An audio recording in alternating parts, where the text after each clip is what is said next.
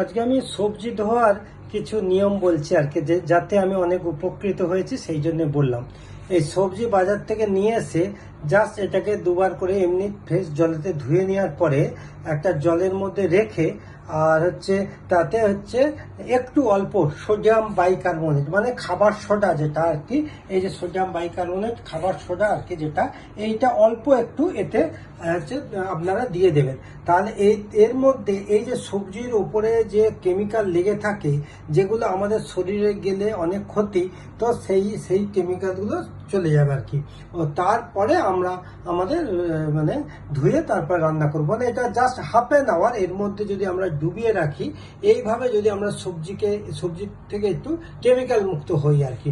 তো আজকে সবজির মধ্যে আছে আমার কি ভেন্ডি আছে, পটল আছে, এইটি একটা নতুন কাঁকরোল আছে, হ্যাঁ ডাঁটা রয়েছে, আর এর মধ্যে কলাও রয়েছে আর কি, কাঁচকলা আর কি। তো এই সবজিগুলোকে আমি ভাজবো।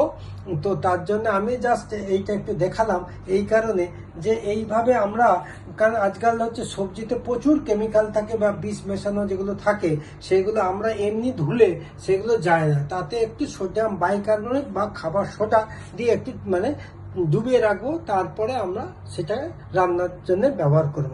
ওকে, থ্যাংক ইউ।